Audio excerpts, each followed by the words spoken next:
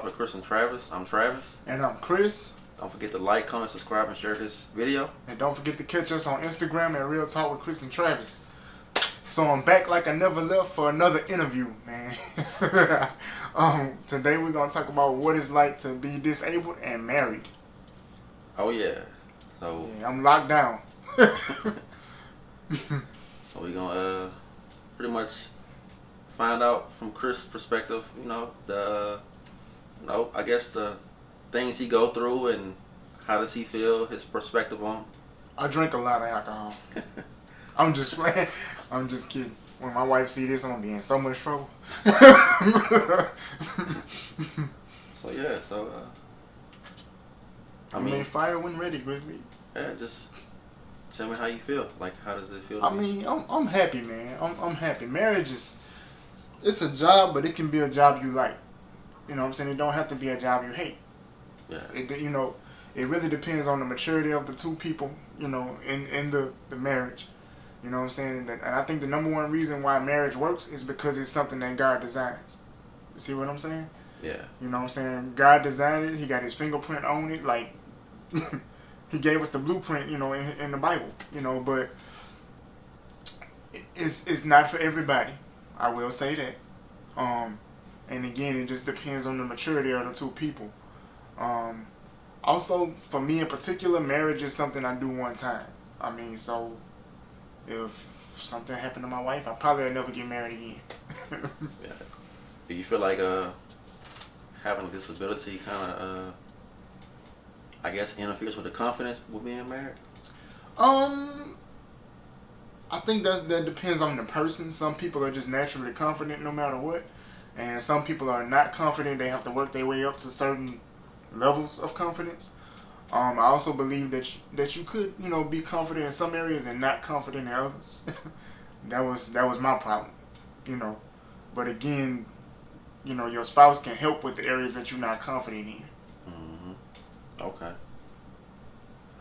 So marriage is it's good. It's got its fun moments and not fun moments, but anytime you living with another human being, y'all gon' butt heads sometime. It's gonna happen.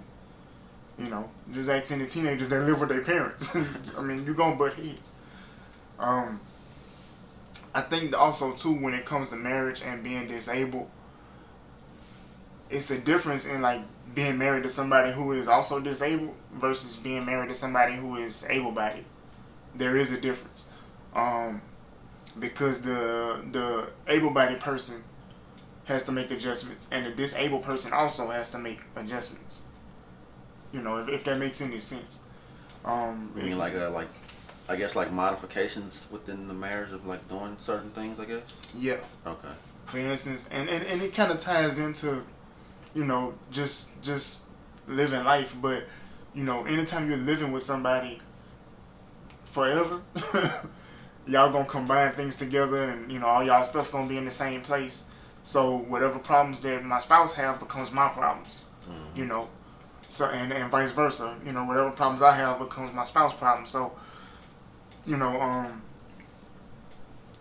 one big adjustment for me in getting married was the fact that my spouse already had a daughter, so I had to adjust to becoming a dad. Wasn't like I, read books on being a dad before. I had to step into fatherhood, you know what I'm saying? But, I think I handled it kind of rough in the beginning. I did, but I think I adjusted pretty well. She, my wife had to adjust to probably slowing down and, really having to work more on patience, I guess you could say, with, dealing with my disability. Because I tend to move slower and have to make a lot of adjustments before doing things. Like, it could be simple stuff like washing dishes. You know what I'm saying? When it's just her washing dishes, she can stack everything up and get to moving. I'm talking about, like, she can wash dishes probably 45 minutes and have the sink clean, everything done. For me, washing dishes take 2 hours because of all of the adjustments I have to do with my body. I thank God for a dishwasher. Right. Whoever invented a dishwasher, thank you so much. Right. So, yeah, man, washing dishes is something that takes me, a good while. Hey, do you feel like it's it's harder being married, being disabled? No, I don't. No. Again, it just depends on the maturity of the person you married to. They either gonna understand what they getting into, or it's gonna hit them in the face hard once they get in it. You know, if you're not a mature person, but you see that this person is disabled and you still marry them, the adjustments they have to make may cause you a little bit of discomfort. And if you're not okay with that, then y'all marriage may not last. So this person has has pretty much to be open minded. Right. Okay. Right. But also too, just because you marry somebody who is disabled, don't mean that the marriage can't be spicy. Don't mean that the marriage, can't be fun. You know what I'm saying? It don't mean that all the work and responsibility gonna fall on the spouse who is not disabled. That's absolutely not true. You know what I'm saying? Because me and my wife are like 50-50 on everything. We 50-50 with taking care of the kids. We both have, different things that we do as far as cleaning. You see what I'm saying? It's not like, I'm at home and when she get off from work, she got to do all the cleaning. All the cooking. The thing that she does the most that I don't do is driving. And she does more cooking than me. I have done some cooking, but she does more of it. And that's only because because she has better balance and things like that, she don't have to make as many adjustments, in front of the stove and stuff like that. But the times that I did cook, it was because she was tired. You know what I'm saying? We had made the groceries. She was tired. I'm like, you can sit in the chair and tell me what to do and I'll cook. That way, if I need help, she's right there. Yeah. If I start stumbling with the pot of boiling water, guess what? Just put it down where you at and I'll take over from there. So I have done some cooking, but she does more, most of the cooking and she does all the driving.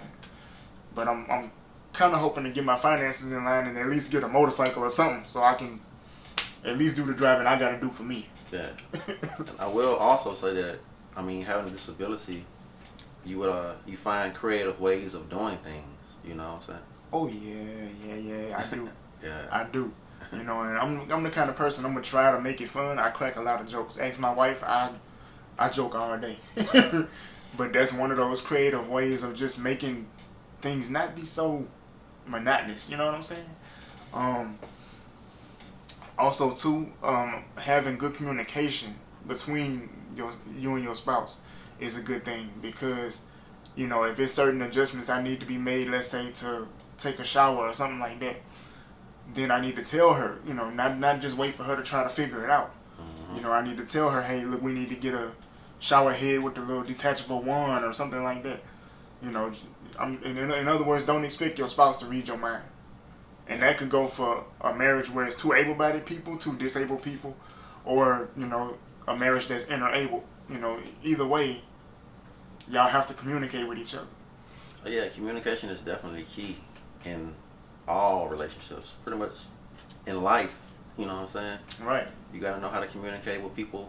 You got to know how to articulate the things you need, or or even the things you want. Don't be scared to say the stuff you want. Right. So, I think that marriage is good, but it takes two people to really sit down and really decide, is this something for them? I know that God made marriage, but just because he made marriage don't mean that it's for everybody.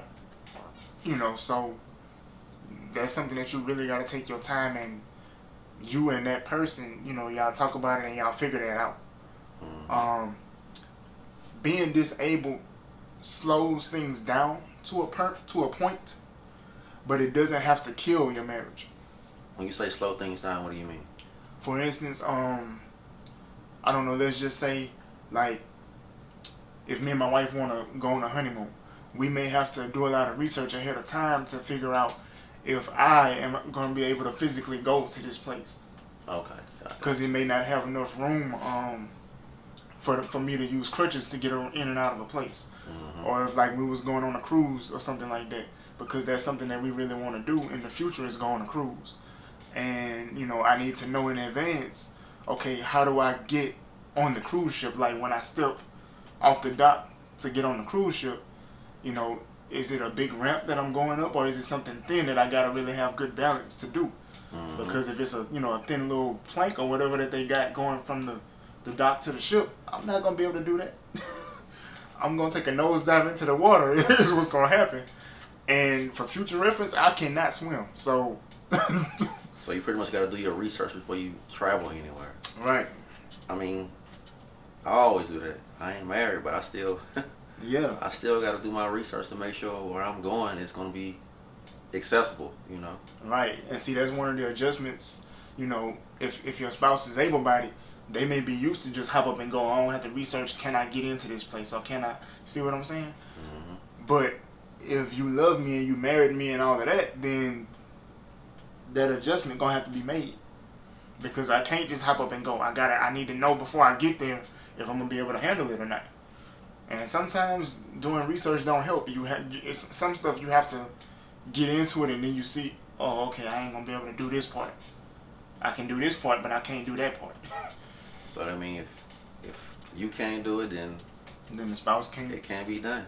Right. And I think every vacation spot is a little different. We've been to theme parks where they had certain rides I just physically couldn't get on, but the kids could get on, but they couldn't ride, without an adult. So she had to go, Mm-hmm. and I just had to wait for everybody to come back. But I was cool with it.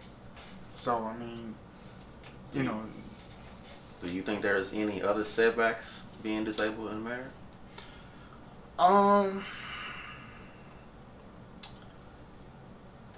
Sex maybe. Why you say that? It may be, just depending on your disability. But again, having a spouse that's willing to make adjustments and do different things to help that along makes all the difference. Sex requires positioning. And if you, with certain disabilities, you might not be able to do certain positions. That's where the creativity comes in. Oh yeah. That's the fun part.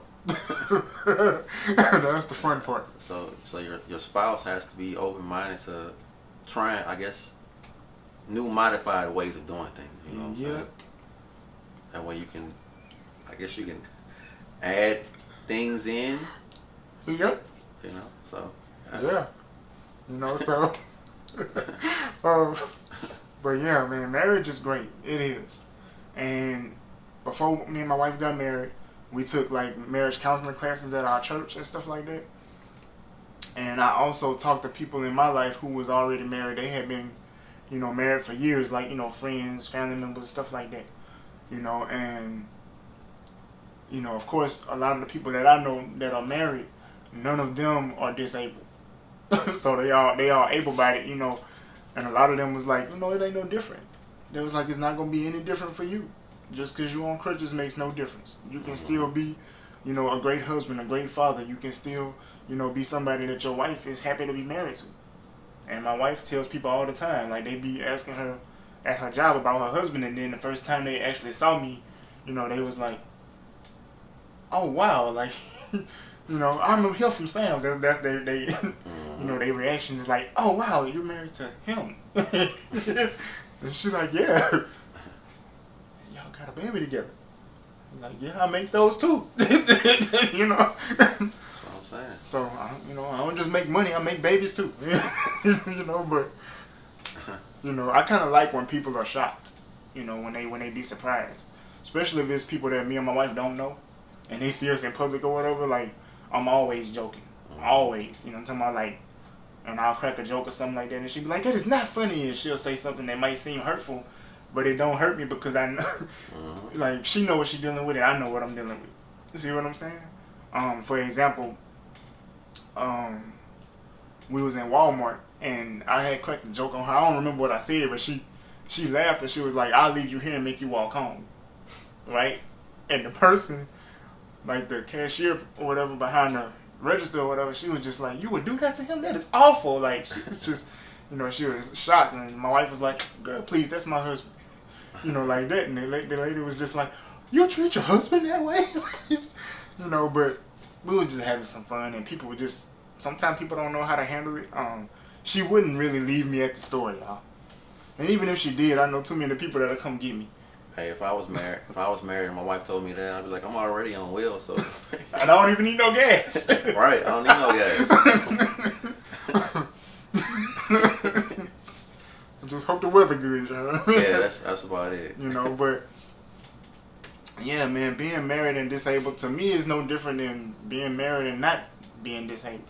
Mm-hmm. You know, yes, there are some adjustments with different things, but for the most part, I mean, it's no different. It's still enjoyable. It's still fun. It's still a job that you have to work at. You know, because no marriage is perfect. No two people are perfect. And when two imperfect people are together, that just makes the situation worse. I mean, because y'all got a lot of work to do. You know, so I mean that's it. Yeah. So I mean, being disabled doesn't really pretty much stop anything from happening in the marriage. You know, there might be some things you might have to modify. You know, but I mean that's where the creativity comes into play. Right. So, I mean, you just have to be with somebody that's open-minded and that's willing to do those things with you. You know. Right. You know, a lot of things just takes patience. Yeah. Like when Travis was talking about different modifications and different changes and things like that. For some disabilities, you may have to change the way your house is set up. Mm-hmm. You know, you live in a regular house, but maybe the person who is disabled may not be able to reach up on high shelves. You know, so if you can't reach up, if your spouse can't reach up on high shelves, then that means everything has to be down low where he or she can get to it. Mm-hmm. You know, for me, I can stand up and I can balance. If the item that I'm trying to move is too heavy, then my legs can't handle the extra weight. And so one of the changes or one of the modifications that we do is I bought a utility cart, you know, to move things around in the garage, but I also started using it like moving laundry baskets. You see what I'm saying? Moving laundry baskets from like the back of the house to the front where the washing machine is. You know, and that's only if like my wife is sick or she's not here at the house or something like that, or the kid's not here and I'm at the house by myself. It's like I find ways to do things, you know. But most people ain't trying to roll a utility cart through their house. That looks weird. Mm-hmm. I mean, but you got to do what you got to do. Yeah. So, but I mean, what you're saying that pretty much just proves that just because you have a disability doesn't mean everybody has to do everything for you. right. You know, we can do things on our own. You know. Independence is the biggest thing. Right. You know, independence is what makes life livable. Nobody wants to be dependent on somebody else 24 hours a day, 365 days a year. They don't, you know, and if they tell you they do, something might be wrong with them. Right. Because I can't see somebody just wanting to have somebody waiting on them hand and foot for every little thing. I mean, I just some things are okay, but everything is not. Yeah, I prefer my independence. You know? Yeah. Because my mindset is always, if this person is not here to help me, if nobody's gonna come and help me, what am I gonna do? All right. You know, sometimes you gotta save yourself. And sometimes they might not do it the way you would do it, or care about it the way you would. Right, because you just might do it better. I don't know where that came from. Must have been something in the Fruit Loops I ate this morning. I don't know. So with that being said, drop a comment and let us know what you think. Yeah, because I know y'all probably think I'm a little thrown off, but it's okay. I don't mind being thrown off or thrown on or whatever. But y'all don't forget to hit us up on Instagram, Real Talk with Chris and Travis. Don't forget to like, comment, subscribe, and share this video. And don't forget, man, we have an email address. It's Real Talk with Chris and Travis at yahoo.com. So y'all, feel free to drop a line there. Let us know of any other topics y'all want us to discuss. How y'all like the show, what y'all didn't like about it. Just whatever you want to get off your chest. And stay tuned. And we'll be back with another video. Peace. We out.